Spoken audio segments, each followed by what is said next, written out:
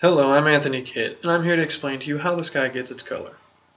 This is something we come across every day in our life, but we never really put a whole lot of thought into. However, many big-name scientists have actually put research into this and done many experiments to determine this. Scientists such as Tyndall, Rayleigh, and even Einstein himself, and they've come to the correct answer. First, we'll go over some myths of why people believe the sky is blue. Then we'll go over what sunlight actually is. Next, we will discuss the visible light spectrum and wavelengths. Then we will go over the scattering effect and how your position actually also impacts the color of the sky.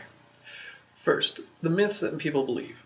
The most commonly believed myth is that since the sky is usually blue and our Earth consists mainly of water, that the sky is simply reflecting the water on the surface of the Earth and therefore blue sky. This is not the case. The second most commonly believed myth is that the gases in our atmosphere determine the color. While this is not true, it is somewhat closer to the answer. We'll go over this when we discuss the scattering effect. To start with, what is sunlight? While we normally think of sunlight as being yellow light because the sun appears yellow to us, sunlight is actually white light. And what white light is, it is the concentration of all the colors of our visible light spectrum, which you will see if you shine the white light into a prism. All the colors of our spectrum will be refracted out.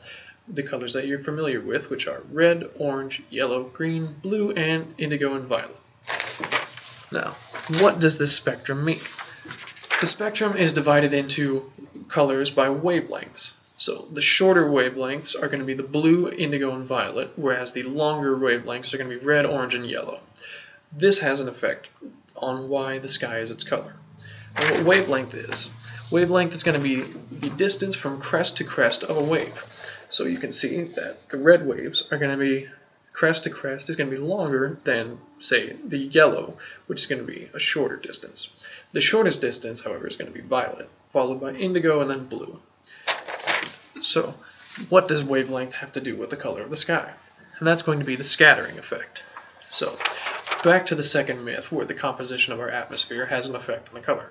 It is not necessarily the gases themselves, but it is the molecules. When the white light comes into our atmosphere, it hits all these molecules, causing the lights to scatter. However, since the longer wavelengths, which are red, orange, and yellow, are in fact longer, they're more likely to weave around without coming into contact with these, whereas the shorter wavelengths are going to be fluctuating more, so they're more likely to hit these molecules. So the blue, indigo, and violet colors are going to scatter throughout the sky, creating essentially a blanket, which is why we see those colors. But if indigo and violet are shorter wavelengths than blue, why don't we see the sky as indigo or violet? And that's because of our eyes. Although we have this color spectrum, our eyes tend to only see in three colors: red, green, and blue. And as you can see, blue encompasses blue, indigo, and violet. So although we technically should see the sky as indigo or violet, we see it as blue, just because that's our biology. Now, your position relative to the sun also has an effect on the color of the sky. If you are standing with the sun directly or relatively above you, the sun is closer to you, so it has less atmosphere to go through, so it's going to be blue. While if you are farther away from the sun, such as if there's a sunset, the sunlight is going to have to come through more atmosphere, meaning that the light has to travel through more molecules. And what this is that the scattering effect takes place all throughout our atmosphere. So these blue light, or indigo and violet also, are going to have to hit more molecules on their way to you, and they're going to scatter more.